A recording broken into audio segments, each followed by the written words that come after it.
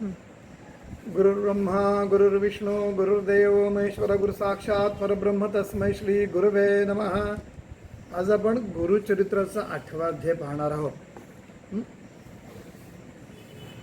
मागच्या अध्यायामध्ये आपण गोकर्ण क्षेत्राचं महात्म्य पाहिलं आणि पुढे 8वा अध्याय सुरू झालेला आहे. श्री गणेशाय नमः. नामधारक म्हणे सिद्धासी, गोकर्ण महिमा निरोपेलासी. श्री गुरु राहिले किती दिवसी, वर्तले पुढे काय सांग. असा नामधारकांनी प्रश्न केला आहे सिद्धाला की गोकर्ण महिमा तुम्ही निरूपण केला, पण मला सांगा की त्या ठिकाणी श्रीपाद वल्लभ किती वर्ष राहिले किंवा किती दिवस राहिले. श्री गुरुमूर्ती कृपा सिंधू, माझे मनी लागला वेधू. चरित्र एकता महानंदू, अति उल्हास होत असे. आणि श्री गुरुमूर्ती साक्षात कृपा सिंधू आहेत, म्हणजे कृपेचा सागर आहेत. माझ्या मनी वेध लागलेला आहे आणि त्याचं चरित्र ऐकून मला महा आनंद, की जिला अति उल्हासित माझं मन झालेलं आहे असं ते म्हणतात. परिसुनी शिष्याचे वचन आणि नामधारकाचे वचन ऐकून, वाक्य ऐकून संतोषे सिद्ध अतिगहन. आणि सिद्धांना खूप आनंद झालेला आहे, संतोष पावलेले आहेत ते. सांगता झाला विस्तारून, शोते तुम्ही अवधारा. म्हणजे तुम्ही ऐका. गोकर्ण क्षेत्री श्रीपाद यती, राहिले वर्षे 3 गुप्ती. तेथून श्री गिरी पर्वता येती, लोकानुग्रहा कारणे. आणि गोकर्ण क्षेत्रामध्ये श्रीपाद वल्लभ हे 3 वर्ष राहिले गुप्त रूपाने. गुप्त रूपाने याच्या अर्थात ओळख बिळख काही न दाखवता राहिले. तेथून श्री गिरी पर्वता येते आणि नंतर गिरी पर्वतावर ते येतात लोकांना अनुग्रह करण्यासाठी. ज्याचे करिता चरण दर्शन, समस्त तीर्था समान जाण. चरणम पवित्रम विततम पुराण, वेदश्रुते ऐसे बोलत असे. म्हणजे ज्याच्या चरणाचं दर्शन म्हणजे समस्त तीर्थाचं पुण्य मिळेल असं त्यांचं दर्शन आहे चरणांचं. आणि त्यांचे ते विस्तृत जे चरण आहे त्याचं महात्म्य पुराणसुद्धा गातात असं ते त्यांचे चरण आहेत. वेदश्रुतीसुद्धा त्याचं वर्णन करतात. समस्त तीर्थे गुरुचरणी, समस्त तीर्थ म्हणजे सर्व तीर्थ गुरुच्या चरणाशी आहेत. तोकाहिंडे तीर्थ भवानी, तोकाहिंडे तीर्थ भवनी. आणि असं असताना ज्याचं चरणाशीच समस्त तीर्थे येऊन राहिलेली आहेत, तिथे ते स्वतः श्रीपाद वल्लभ की सर गुरु हे तीर्थाटन का करता किंवा तीर्थक्षेत्राला का जातात, तर लोकानुग्रहा लागुनी जात असे पर्यस. आणि लोकांना अनुग्रहित करण्यासाठी ते जातात. मासचारी क्रमोनी तेथे आणि 4 महिने तिथे राहून आले. निवृत्ती संगमाते आणि संगमाला आले. निवृत्ती संगमाला ते आलेले. दर्शन देती साधू भक्ता दे, पातले त्या कुरवपुरा. आणि त्या साधू सत्पुरुषांना दर्शन देऊन ते कुरवपुरेला आलेले आहेत.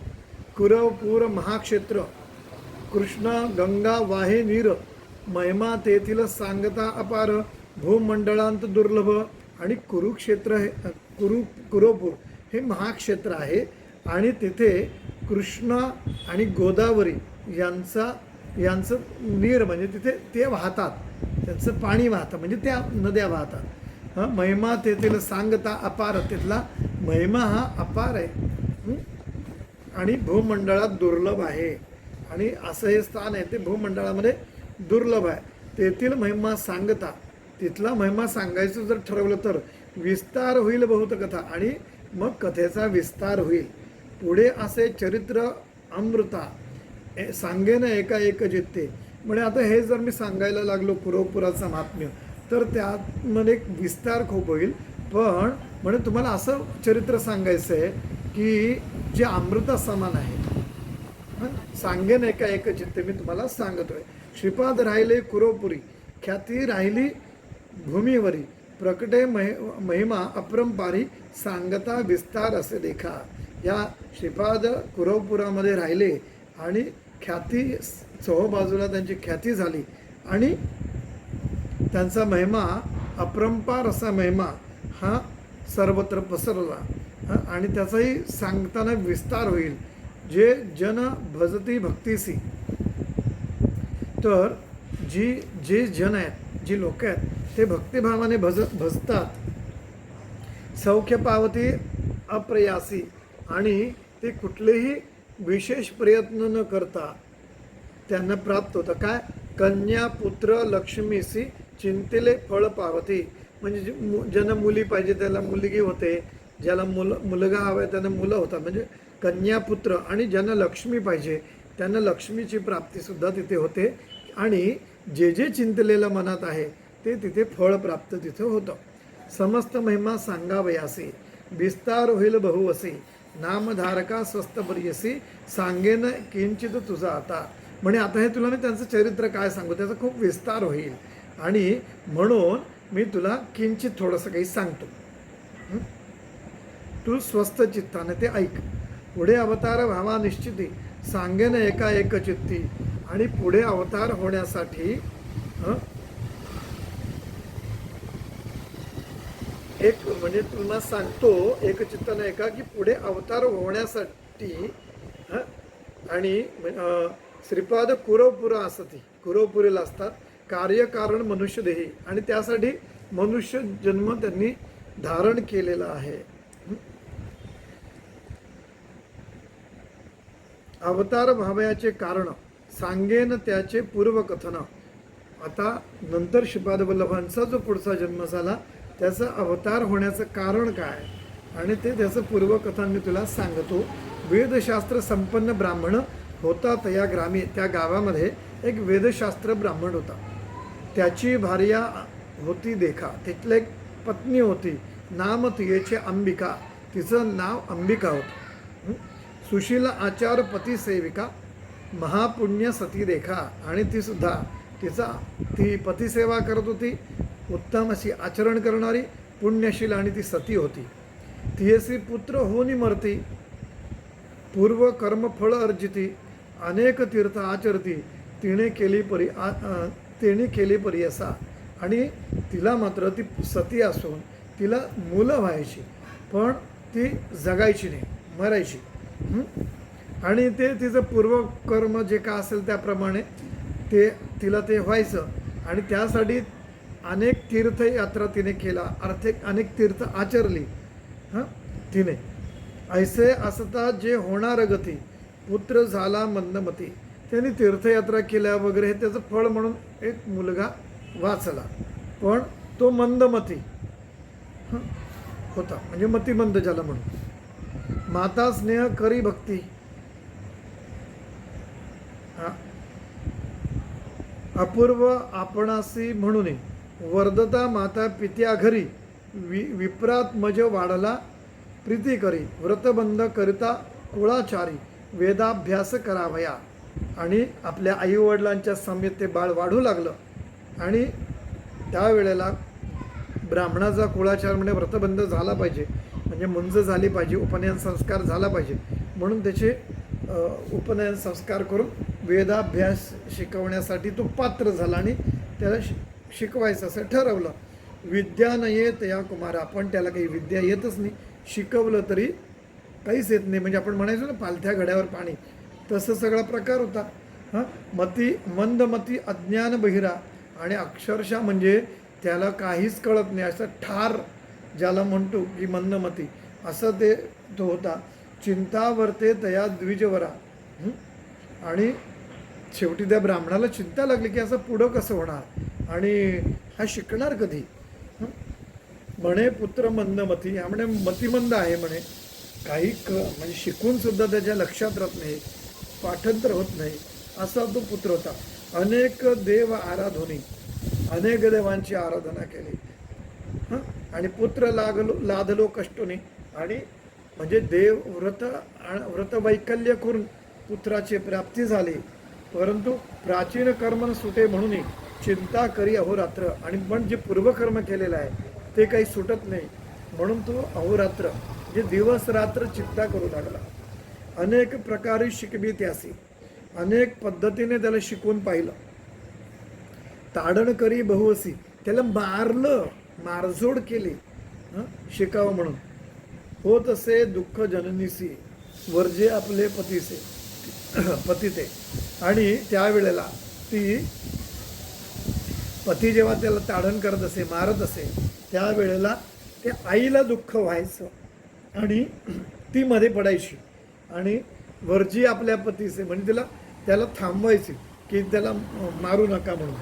पतीसे म्हणे ते नारी, आणि ती आपल्या पतीला म्हणायची पुत्र नाहीत आम्हा घरी.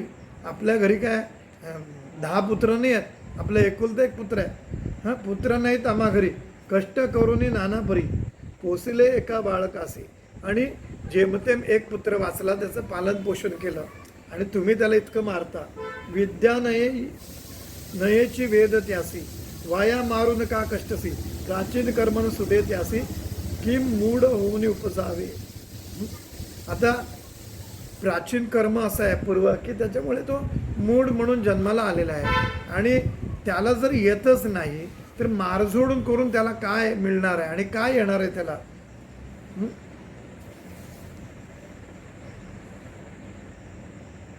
विद्यानयेची वेद त्यासी, वाया मारुनिका कष्टसी, प्राचीन कर्म न सुटे त्यासी, की मूढ होऊन उपजावे.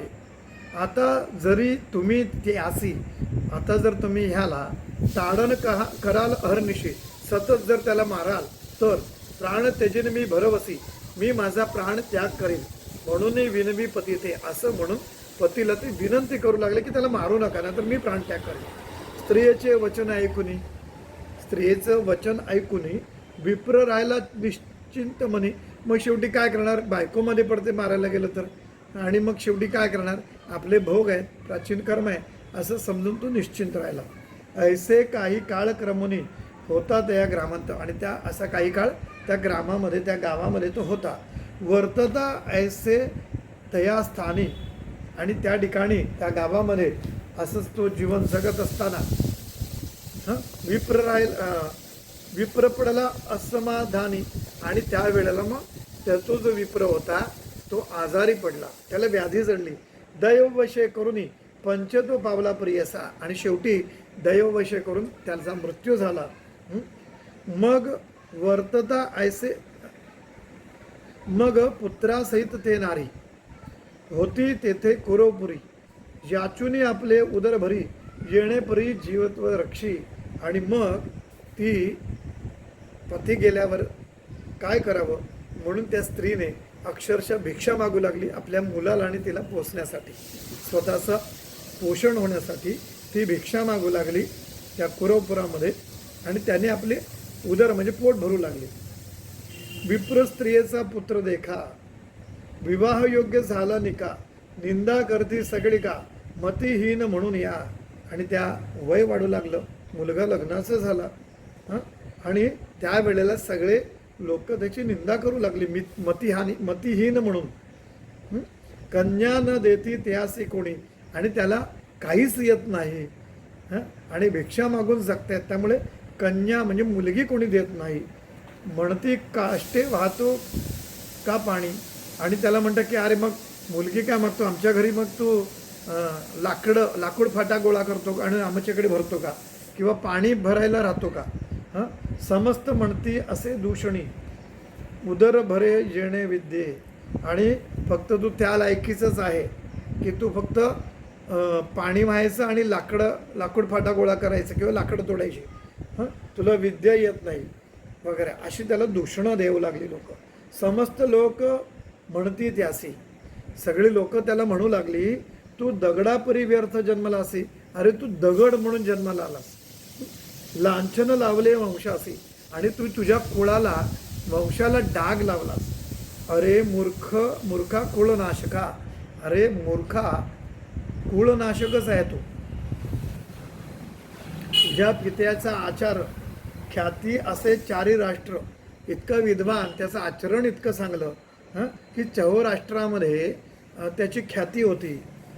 जाणे धर्मवेदशास्त्र, त्याचे पोटी अवतरला असे. अरे जो धर्मशास्त्र जाणतो, वेदविद्या जाणतो, हां, ज्याचं आचरण शुद्ध आणि चौराष्ट्रीय ज्याची ख्याती पसरलेली आहे, अशा व्यक्तीच्या पोटी तुझा जन्म झालेला आहे. हां, बोल आणि लासी तू पितरांसी, घातले तया अधोगतीसी, भिक्षा मागुनी उदर भरसी, लाज कैसी तुझं न वाटे. अरे तू तुझ्या पितरांना उणे पण आणलास आणि बोल लावलास. घातले ते या अधोगतीचे. अरे तुझ्या या अशा नीच कर्तृत्वामुळे ते अधोगतीला गेले, त्यांना सद्गती कशी मिळणार? भिक्षा मागून उदरभरसी. अरे भीक मागून आज उदरभरण करतो, तुला लाज वग अशी कशी वाटत नाही, असं ते म्हणतात. जन्मोनी या संसारी काय व्यर्थ पशुचे परी, अथवा गंगेत प्रवेश करी काय जन्मोनी सार्थक. अरे असं या जन्मून या संसारात तू जगून काय उपयोग? हां, तू असून नसल्यासारखा आहे आणि काय नुसता अशा पशुसारखा, अगदी एखाद्या प्राण्यासारखा जीवन जगतोय. एकतर नाहीतर असं कर की गंगेमध्ये प्रवेश कर, नदीमध्ये आत्महत्या कर. काय जन्मून सार्थक आहे तुझं, सांग मला. जे आपल्याकडे म्हणतं की जन्माला आला हेला आणि पाणी वाहता वाहता मेला. हां, एवढंच आहे. ऐसे ऐकून ब्रह्मचारी, आणि असा ऐकून तो अविवाहिक असलेला तरुण दुःख करीत नाना प्रकारे, नाना प्रकारचे दुःख करू लागला. मातेसे म्हणे ते अवसरी, प्राण त्यजीन मी आता. म्हणे आई इतकं टोचणी देतात लोक, बोलतात, तर त्यामुळे आता मला कंटाळ आलेला आहे, आता मी प्राणत्यागच करेल. तेव्हाच मला ह्या कटकटीपासून आणि लोकनिंदेपासून सुटका होईल. निंदा करती सर्व ही मज, असोनी देह कवण काज, पोसू न शके माते तुझं, जाईन अरण्यवासासी. किंवा म्हणे मी आता सगळे माझी निंदा करतात, लोक मला नावं ठेवतात. अरे जन्माला देह असून सुद्धा, चांगला धडधाकट असून सुद्धा तू तुझ्या आईला पण पोसू शकत नाही आणि स्वतःचंही पोषण करू शकत नाहीस. हां, तर आई म्हणे मी हे सगळं एक सोडून एकतर जीव देतो किंवा मी अरण्यवास म्हणजे मी जंगलात निघून जातो. ऐकून पुत्राचे वचन, असं पुत्राचं वाक्य ऐकून माता करी चिंता गहन, आणि आई त्यांची चिंता करू लागले. शोक दुःखे करून विलाप करीते नारी, आणि दुःखाने शोकाने ती विलाप करू लागली, रडू लागली. माता सुद्धा दुःख करीत, म्हणजे इथं आई आणि मुलगा दोन्ही दुःख करतात. गेली गंगा प्रवाहात, आणि गंगा प्रवाहामध्ये म्हणजे त्या नदीमध्ये च्या जो प्रवाह होता त्या प्रवाहामध्ये दोघेही जीव देण्यासाठी गेले. तेथे देखील जगोद्धरित, आणि तिथे जगाचा उद्धार करणारे कोण पाहिले?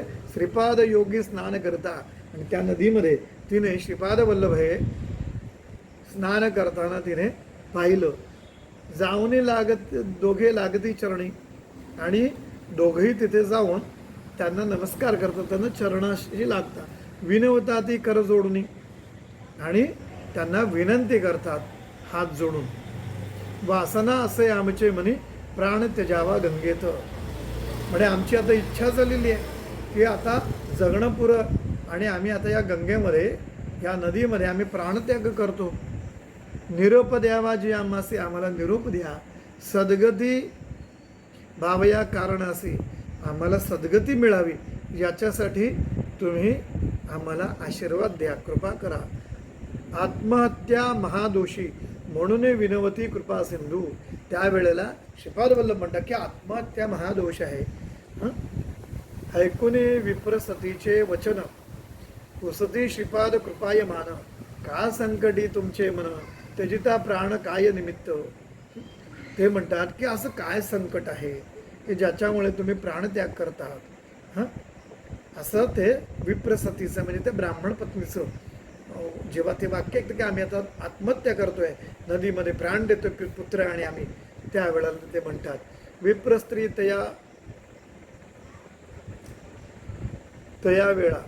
विप्रस्त्री तया वेळा सांगत असे दुःखा सकळा, म्हणे स्वामी भक्त वसला तारावे आम्हा बाळकाते. ते म्हणाले की विप्रस्ते त्यावेळेला म्हणाली की सगळं मी दुःख तुम्हाला सांगते. ते आणि ती असं म्हणून ते सांगू लागली. म्हणे स्वामी भक्तवत्सला, तुम्ही भक्तवत्सल आहात, हां, आम्हाला तुम्ही तारण करा, तारा. पुत्रावीण कष्टभारी अनेक तीर्थ पादचारी, केले व्रत पूजा जरी सकळ देव आराधिले. म्हणे आम्हाला मुलबाळ होत नव्हतं, हां, आणि तर होते ती अशी जगायची नाही, त्याच्यासाठी तीर्थयात्रा केल्या आणि पुत्र नसल्यामुळे ते जे दुःख होतं ते आम्ही सहन करत होतो. त्यामुळे त्या आम्ही एक पुत्र व्हावा ज्याच्यासाठी पायी पादचारी म्हणजे पायाने चालत चालत तीर्थयात्रा केल्या, व्रत आचरली, पूजा केले, सकळ देवांना सर्व देवांना आराधिले. व्रते उपवास सांगू किती किती उपवास केले, किती व्रत केले, हां, करते झाले अपरिमिती, मोजता येणार नाही इतके व्रत आणि उपवास केले. झाला पुत्र हा दुर्मती, निंदा करती सगळं जन. आणि हा असा दुर्मती म्हणजे ज्याला मतीच खरं तर नाही आहे, मतिमंद आहे तो, असा पुत्र जन्माला आला. वेदशास्त्र संपन्न, पती माझा होता ब्राह्मण, माझे पती ब्राह्मण आणि ते वेदशास्त्र संपन्न, आणि त्याच्या पोटी झाला हीन मंदमती दुरात्मा, आणि त्याच्या पोटी हा दुरात्मा जन्माला आला. कृपा गरिगा श्रीपाद यती, श्रीपाद वल्लभांना म्हणते की तुम्ही कृपा करा, जन्मोजन्मी दैवगती, पुत्र न भावा मंदमती, ऐसा प्रकार सांगावा. आणि जन्मोजन्मी सुद्धा असा मुलगा होऊ नये, ज्याला अजागळ असा मराठीमध्ये शब्द आहे, अजागळ पुत्र. अजागळ म्हणजे हल्ली अजागळ काय, अजागळ राहतो, अजागळ म्हणजे आपण म्हणतो की घाणेरडा राहतो किंवा चांगला टापटीप राहत नाही, त्याला अजागळ म्हणतात. तर ते चुकीचं आहे, कारण त्याचा अर्थ कळते. अजागळ, अज म्हणजे बोकड आणि गळ म्हणजे त्या इकडे ना असे लोंबलेले स्तन असतात बघा, बघितलेत मांसाचे बकुडाला हो, म्हणजे मला रिप्लाय येत नाही ज्यांचे कॅमेरे चालू आहेत त्यांनी. तर ते जे आहेत ना ते काय असतात, तर ते त्यांना तिथे ते अजागळमध्ये त्याला स्तन म्हणतात, ते स्तन तिथे असतात. परंतु त्या स्तनाचा फायदा त्या बोकडाला काय असतो का, ते असले का आणि नसले काय, त्याचं ते असण्याचा काहीही फायदा त्या बोकडाला नसतो. हां, तरीसुद्धा ते असेच मांसाचे लटकलेले ते हे असतात. आणि तसाच समाजामध्ये किंवा घरामध्ये अशी एक व्यक्ती असते की ज्याला फक्त जन्माला आलेला आहे, पण त्याचा कुठलाही फायदा कुणालाच नसतो. त्याला आपल्याकडे अजागळ असा शब्द वापरला जातो मराठीमध्ये. हां, आता ते काही मराठी चांगली राहिलीच नाही आहे, म्हणजे तेही आता अलंकार वापरत नाही कोणी, म्हणी वापरत नाही आणि असले शब्दही वापरत नाही.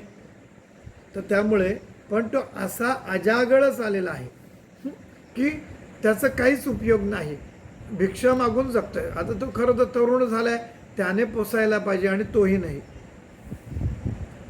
आणि म्हणून जन्मोजन्मी असा एक उपाय सांगा की ज्याच्यामुळे असं मंदमती पुत्र कोणाच्या किंवा माझ्या पुढच्या ह्याच्यामध्ये सुद्धा जन्माला येऊ नये. कृपासागर दैन्य हरण, म्हणून धरले तुझे चरण, तुम्ही दैन्याचं हरण करणारे आहात म्हणून तुमचे चरण धरले. शरणांगताचे करावया रक्षण, आलासी आजी कृपा सिंधू. आणि आम्ही शरणांगत आलेलो आहोत आणि आमचं रक्षण करण्यासाठी तुम्ही आलेला आहात. जन्मोन या संसारी कष्ट केले नानापरी, न देखेची सौख्य कुसरी, परी झाले पुत्र न राहती. आणि काय की या जन्मामध्ये माझा जन्म झाला, या संसारामध्ये मी आली, हं, आणि अनेक कष्ट सहन केले, अनेक कष्ट भोगले. हां, न देखेची सौख्य कुसरी, सुख म्हणून काय म्हणायचं ते काही माझ्या नशिबात नाही. हां, म्हणजे सुख सुख सुखाची इच्छा कांक्षा करता करता दुःखची वाट्याला येते, अशी अवस्था. याच्यासाठी ज्ञानेश्वरांनी वर्णन केलेलं आहे की जेईचा चंद्रक्षयी म्हणजे अरे जिथला चंद्र सुद्धा क्षयी आहे, म्हणजे चंद्र हळूहळू हळूहळू कमी कमी कमी कमी त्याचे आकार बदलत कमी कमी होत जातो आणि एक दिवस तो दिसतही नाही. असं सुख आहे की आपल्याला वाटतं सुख आहे, पण ते सुख कमी कमी कमी होत जातं आणि शेवटी फक्त अंधार राहतो. अशी सुख आहेत. तर ते आम्हाला सुख म्हणून कसाचं नाही. आणि परी झाले पुत्र न राहते, परत त्याच्यामध्ये मुलं जन्माला येऊन सुद्धा ते जगत नाहीत. वाचुनीय हा एक सुत आणि त्याच्यामध्ये हा एक मुलगा वाचला. हां, शेळीचे गळा स्तन लोंबत, हां तेच अजागळ, शेळीचे गळा स्तन लोंबत, म्हणजे ज्याला अजागळ शब्द आहे तोच. शेळीचे गळा स्तन लोंबत वृथा जन्मला म्हणतं विनवी तसे श्री गुरुसी. आणि एक मुलगा जन्माला आला, तो वाचला, परंतु कसा, जसा शेळीच्या गळाला स्तन लोंबतात तशा पद्धतीने, म्हणजे ज्याला अजागळ असा शब्द आहे तो अजागळ म्हणूनच जन्माला आला, त्याचा काहीच उपयोग नाही. असं दी श्री गुरूंना विनवते. देवा आता ऐसे करणे पुढील जन्मी मनुष्यपणे पूज्यमान पुत्र पावणे जैसा पूज्य तू जगत्रयासी. म्हणे देवा आता कृपा करा म्हणे, या जन्मात तर काही सुख लागलं नाही, नाही पुत्र सुख लागलं नाही, काहीच नाही, काही नाही, पण पुढच्या जन्मामध्ये मनुष्य जन्मामध्ये मला पुत्र द्या. कसा, पूज्यमान म्हणजे काय, तो सर्वांना पूजनीय होईल, सर्वमान्य असा पुत्र तो मला प्राप्त व्हावा. जैसा पूज्य तू जगत्रयासी, जसे तुम्ही या जगत्रयामध्ये स्वर्ग, पृथ्वी आणि पाताळ या तिघांमध्ये जसे तुम्ही पूज्य आहात, तसा मुलगा किंवा तसं संतान, तसा पुत्र मला मिळावा. सकळ लोक ज्यासी वंदती, ज्याला सगळी लोक वंदन करतील,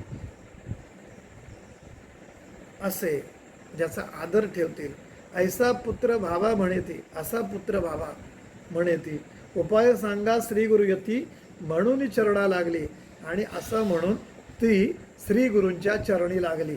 तर हे आज आपण इथे 50 ओव्या आपण पाहिलेल्या आहेत 7व्या अध्यायाच्या, आणि याच्यामध्ये 8व्या अध्यायातल्या 50 ओव्यांपर्यंत आपण निरूपण पाहिलेलं आहे. श्रीपाद वल्लभांचे इथे एवढीच कथा सांगून पुढे नृसिंह सरस्वती महाराजांचं जन्माचं आख्यान सुरू होईल. आता याच्यामध्ये गंमत अशी आहे की सिद्धानं नामधारकांना गुरुचरित्र सांगितलं, त्याच्यामध्ये श्रीपाद वल्लभांचे खूप मोजकेच प्रसंग त्यांनी सांगितले. याची 2 कारणं असू शकतात. ती कारण असं आहे, एकतर नृसिंह सरस्वती महाराजांचं चरित्र वर्णन करणे हाच खरा उद्देश आहे. कारण सरस्वती गंगाधरांच्या घराण्यामध्ये असलेली गुरु परंपरा किंवा गुरुभक्ती ही नृसिंह सरस्वती महाराजांच्या अवतारातली आहे, आणि त्या महाराजांचा अवतार त्यांना सांगायचा, विशेष त्यांचं चरित्र कथन करायचं आहे. परंतु श्रीपाद वल्लभांचाच अवतार पुढे झालेला आहे, नृसिंह सरस्वती महाराज म्हणून ते आलेले आहेत. आणि हे सांगण्यासाठी श्रीपाद वल्लभांचा जन्म कसा झाला आणि मग त्यांच्या थोड्या लीला करून नंतर अवतार समाप्ती करून नंतर श्री नृसिंह सरस्वती महाराज म्हणून ते आले, हे सरळ असं सांगण्यासाठी एक लिंक लागावी, यासाठी हे चरित्र इतकं अगदी संक्षेपाने त्यांनी इथं सांगितलं. हा एक तर्काधिष्ठित आणि जो मान्य होणारा असा आपल्याला हे दिसतंय सगळं. दुसरी गोष्ट अशी आहे की श्रीपाद वल्लभ चरित्रामृतांमध्ये जे आहे श्रीपाद वल्लभ चरित्रामृत, याच्यामध्ये काही भविष्यवाणी जी आपल्याला पाहायला मिळते की श्रीपाद वल्लभांचं चरित्र इसवी सन 1320 साली त्यांचा जन्म झाल्यावर ते 3.5 वर्षाचे असताना शंकर भटांनी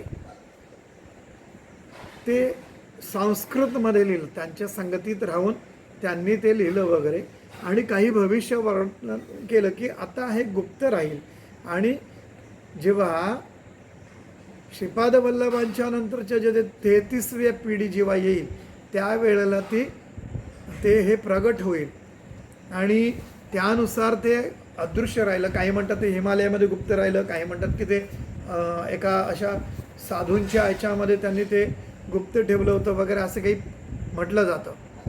पण जेव्हा गोविंद मल्लादी दीक्षितुलू यांची म्हणजे 33वी पिढी जी आहे त्यावेळेला ते मिळालं, आणि त्यानुसार श्रीपाद वल्लभ चरित्रामृत प्रसिद्ध झालं, आणि प्रसिद्ध झाल्यानंतर श्रीपाद वल्लभांचं चरित्र आज आपल्याला पाहायला मिळतं.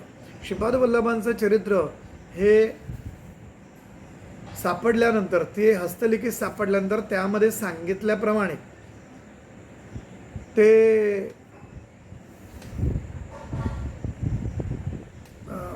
सांगितलं होतं की जे तुम्ही लिहून काढा, आणि लिहून काढल्यानंतर ती जी मूळ पोथी आहे, जी हस्तलिखित आहे, ते त्यांनी कृष्णा नदीमध्ये ते अर्पण करायला पाहिजे, म्हणजे अर्पण करावं.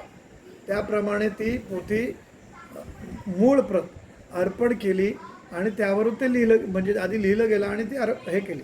माझं म्हणणं होतं की जर ती आज्ञा होती तर ती आज्ञा होती म्हणून तुम्ही केलं, ठीक आहे, पण त्यावेळेला जर त्यांनी त्याचे झेवरास काढले असते तर, किंवा काय आणखी पद्धती केल्या असत्या त्यांनी, तर ते खूप चांगलं असतं. पण असो, ते आता आपण काही करू शकत नाही त्याला. दुसरी गोष्ट आहे की श्रीपाद वल्लभांच्या अनेक चरित्रांच्या प्रती तयार झाल्या, त्याच्यामध्ये वाद निर्माण झाला की खरी कुठली आणि खोटी कुठली. बऱ्याच त्याच्यामध्ये भाषांतर करताना वाक्यरचना वेगळ्या झाल्या किंवा तरी चालतील, पण अर्थबोध आणि घटना ह्या बदलायला नाही पाहिजेत. पण तसं काही जणांमध्ये म्हणजे काहीच्यामध्ये तसं आढळून येतं. असा सगळा भाग आहे. पण श्रीपाद वल्लभ चरित्रामृत हे आता प्रकाशित झालेलं आहे, आणि ते असं एक आपल्याला एक भक्त म्हणून किंवा आपण श्रद्धाळू म्हणून असं एक तर्क येऊ शकतो की श्रीपाद वल्लभांच्या इच्छेनेच ते गुप्त राहावं. या ह्याने श्रीपाद वल्लभांचं चरित्र हे काही पूर्ण आलं नाही, आणि ह्याच्यामध्ये सुद्धा सिद्ध हे नामधारकाला की हे सांगताना कथेचा विस्तार होईल याच्यामुळे त्यांनी ते सांगितलं नाही, असा तो भाग आहे. याच्यानंतर आणखी एक हस्तलिखित मिळालं, ते हस्तलिखितसुद्धा पब्लिश झालं.